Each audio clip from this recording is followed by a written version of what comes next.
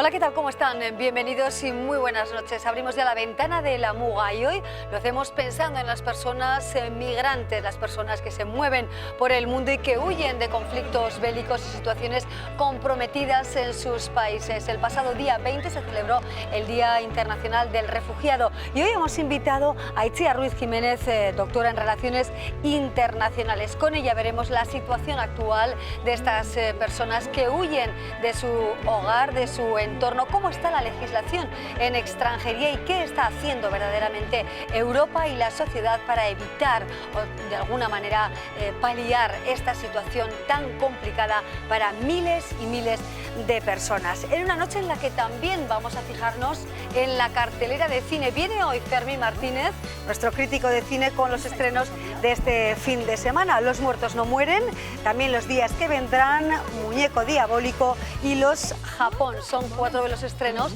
que veremos a lo largo de estos días de relax. Son 2 de los muchos argumentos que vamos a ir argumentando y desgranando en la Muga de hoy. Comenzamos.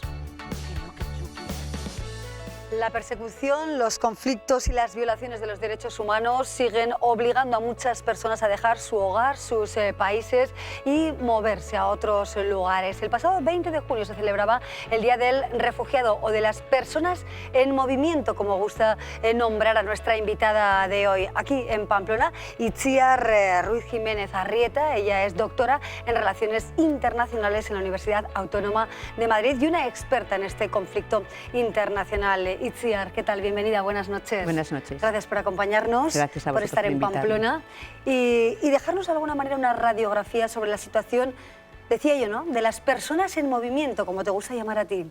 Sí, porque ese concepto nos ayuda un poco a englobar a las personas refugiadas, que son las personas que huyen por persecución, pero también a otros colectivos de personas que se mueven. Porque en el conjunto de las personas que se mueven en el mundo están las personas refugiadas, las personas migrantes, las personas desplazadas internas, ¿no? Entonces, hoy en día, por ejemplo, tenemos 70 millones de personas que consideramos refugiadas. Tenemos en torno a 40 millones de esas 70 millones son personas desplazadas internas, es decir, gente que no ha salido de las fronteras de sus países.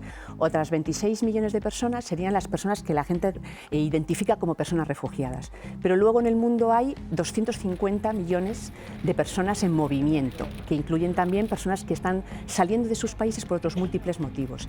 Y cada uno de estos colectivos tienen diferentes estatutos legales, pero llamándoles personas en movimiento permite un poco englobar al conjunto de todas esas diferentes situaciones de movilidad.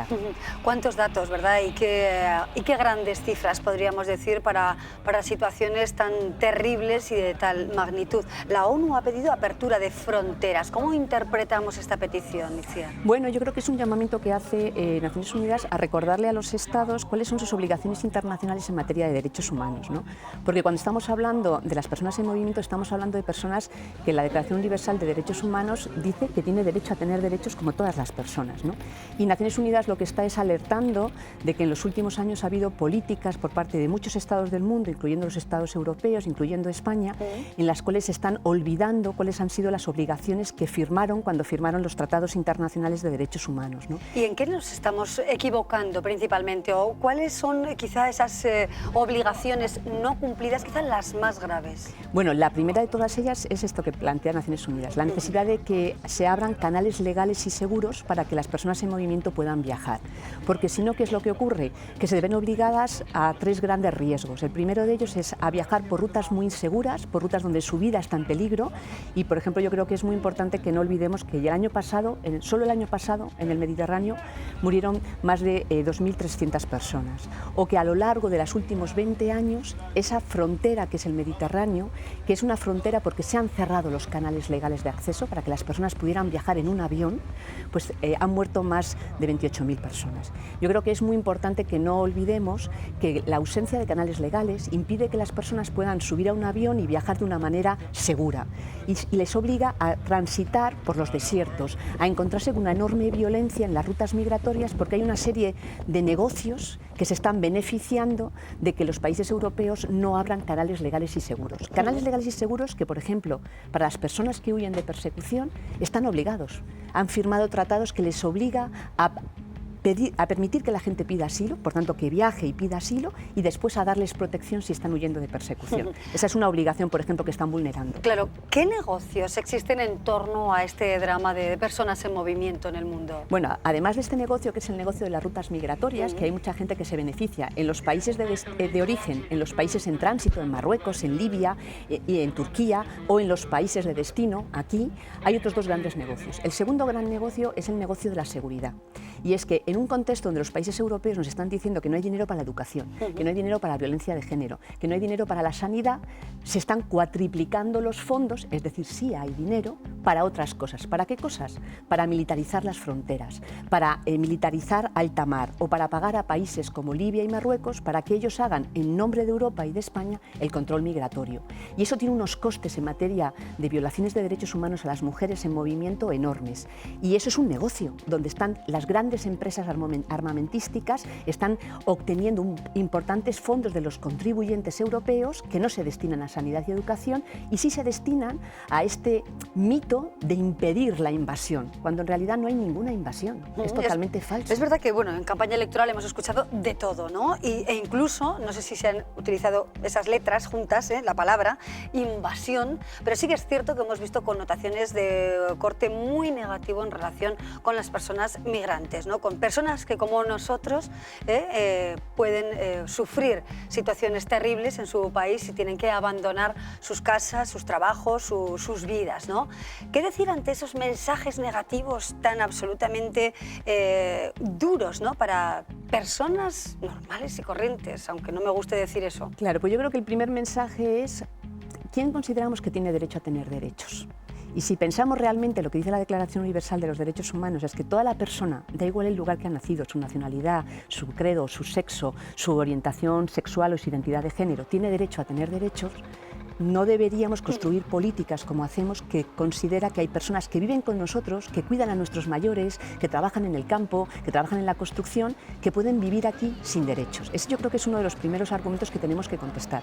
El segundo es desmontar las falsas noticias, las mentiras cotidianas que se nos transmite, por ejemplo, de que están viniendo millones de personas o que hay millones de personas a las puertas de Ceuta y Melilla.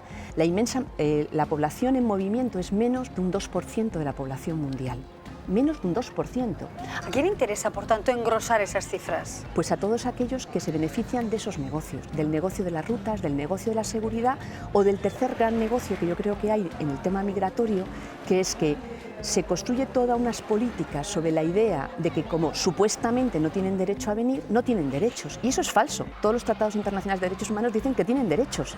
Lo que ocurre es que se construye estas leyes de extranjerías para que estas personas puedan ser vulnerables a la explotación en la construcción, en el trabajo doméstico, en el mercado de la fruta en Huelva, y por eso es muy importante que cambiemos las leyes de extranjería españolas para que sean leyes que, tal y como dicen las obligaciones jurídicas de España, respeten los tratados de derechos humanos y traten a todas las personas que viven en nuestro territorio como personas que tienen derecho a tener derechos. ¿Y el visado humanitario?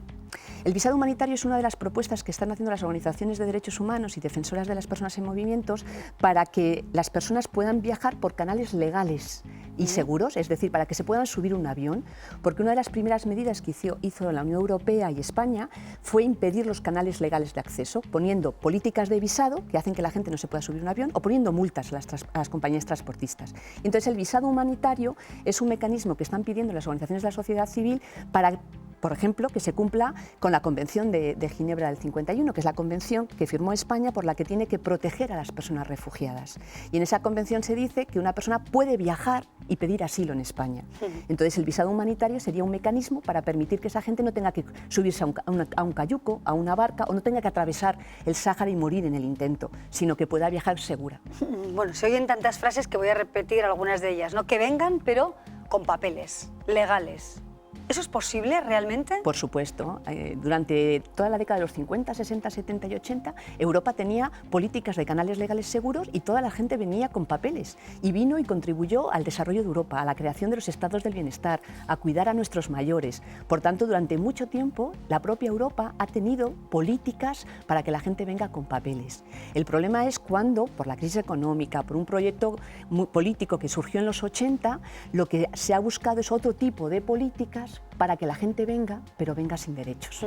Y eso lo podemos cambiar. Y hay mucha gente en la sociedad civil que está luchando para que se trate a todas las personas como personas con derechos. ¿Te lo crees realmente, Itziar? Precisamente esa era mi pregunta, ¿no? Si la sociedad verdaderamente está motivada para intentar hacer algo, tomar la iniciativa y evitar leyes de extranjería como las actuales, teniendo en cuenta, ¿no?, como más de 300.000 personas han arriesgado su vida en el mar, miles de personas han muerto ahogadas. ¿De verdad estamos concienciados o parece que en un momento, ¿no?, se habló mucho de ello, se habló mucho de Grecia, de Lesbos, se mostraron muchas imágenes como las que estamos viendo ahora, pero parece que, no sé si lo ves así, me parece que se han acallado algunas voces y que quizá no hay tampoco un foco mediático en todo esto? Bueno, yo creo que, como en otros muchos temas, la sociedad está muy dividida. Está dividida entre sectores de la sociedad, que a lo mejor, pues yo qué sé, es la mitad de la población, que tiene muy claro y que ha llevado a cabo, una parte de ella, manifestaciones de más de 1 millón de personas en Barcelona para Welcome Refugee, que ha establecido redes de apoyo en los barrios en muchas ciudades de España, que llevan estrategias antirrumones para acabar con todas las falsas noticias sobre la población migrante. Y hay otros sectores de la población donde también están escuchando los discursos de una clase política que yo creo que es la principal responsable de crear el chivo expiatorio de que la culpa de cosas que le está pasando a ese sector de la población la tienen otros, la tienen los migrantes, que son una amenaza de seguridad, en vez de poner el énfasis en quién es responsable de esas políticas, que son esos políticos que le dicen a esa gente que el problema es la inmigración. Y yo creo que es muy importante la educación, desde la sociedad que sí que cree en que las personas migrantes, las personas en movimiento tienen derechos, en socializar, en discutir en los mercados, en los barrios, con aquellas personas que no lo creen, para desmontar esas falsas noticias y para, digamos, de alguna manera que vean que el problema, porque se les ha recortado, porque no tienen trabajo, porque se les ha recortado la educación y la sanidad, no tiene que ver con la población migrante, tiene que ver con un proyecto político que ha puesto en cuestión todos los derechos sociales que había ganado las poblaciones europeas, incluyendo las personas en movimiento que llevan décadas viviendo con nosotros. Claro, recepción y asistencia a las personas que vienen a nuestro país. ¿Qué tipo de recepción estamos dando y qué tipo de asistencia requieren? Porque hay que tener en cuenta que vienen niños con necesidades especiales, niños separados de sus padres, víctimas de la violencia sexual en algunos casos. ¿Estamos teniendo procesos justos hacia estas personas? No, desgraciadamente, cuando hacemos un análisis de las políticas públicas en el Estado español en materia de acogida, nos vemos, yo creo que hay dos grandes problemas. El primero de ellos es que muchas veces se pone el énfasis en que hay una ausencia de recursos, que es un problema de sobrecarga, es un problema de ineficacia de los sistemas de acogida porque no tenemos suficientes plazas para la gente. Y yo creo que eso es falso cuando uno pone sobre la mesa los presupuestos que se destinan al control migratorio, a pagar a Turquía y a Marruecos, frente al dinero que España pone para gestionar las solicitudes de asilo. Hoy en día están paradas en la oficina de asilo desde hace mucho tiempo más de 100.000 solicitudes de asilo. Yo creo que ese es un primer problema. Y el segundo problema es que yo creo que es muy factible, muy posible y muy realista hacer una política pública de acogida basada en la idea de que son sujetos de derechos. Las personas en movimiento no son usuarios, no son beneficiarios, no son beneficiarios de políticas asistenciales, sino son sujetos de derecho que tienen el mismo derecho que cualquier otra persona a un trabajo digno, a educación, a sanidad, y que podemos construir una política pública que tenga un enfoque de género, que tenga un enfoque de infancia y que vea cuál es la problemática de ausencia de derechos para los niños y niñas en movimiento, y que tenga un enfoque que llamamos, que sea capaz de ver la diversidad de situaciones y discriminaciones que las personas en movimiento sufren.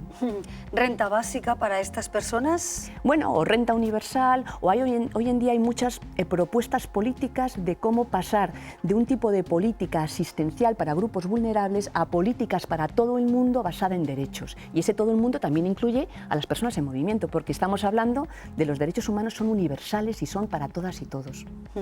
Miramos al sur de España y hablemos de las concertinas que se mantienen precisamente como frontera entre Marruecos y nuestro país. ¿Es de recibo que se mantengan esos clavos, esos pinchos para evitar el salto?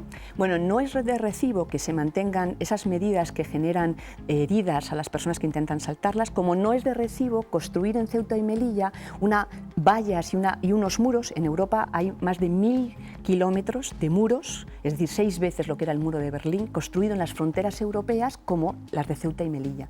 Y lo que no es de recibo es que esos espacios se conviertan en limbos jurídicos, en donde el Gobierno de España se producen casos de uso abusivo de fuerza por las fuerzas de seguridad españolas con resultado de muerte, y eso queda impune, como fue en el Tarajal, que haya casos de omisión del deber de socorro cuando algunas de esas personas están heridas y no son llevadas a un centro de salud, sino tiradas al otro lado de la valla, y que todo eso se argumente sobre el argumento de que no tienen derechos, porque todas y cada una de las personas que salta esa valla tienen, artículo 14 de la Declaración Universal de Derechos Humanos, el derecho a pedir asilo y, si huyen de persecución, a obtener protección.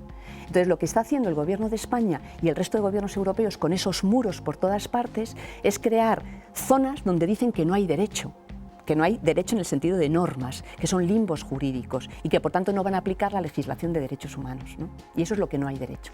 No hay derecho a que se diga que no hay derecho. Itziar Ruiz Jiménez Arrieta, muchísimas gracias por acompañarnos, doctora en Relaciones Internacionales de la Universidad Autónoma de Madrid. Gracias, un placer conocerte, Itziar, y nos quedamos con los datos y por supuesto las reflexiones y de cómo se puede o debe abordar todo lo concerniente a las personas en movimiento. Hasta pronto. Muchas gracias, de verdad. Nosotras seguimos con otros contenidos dentro del programa de hoy, después de una breve pausa.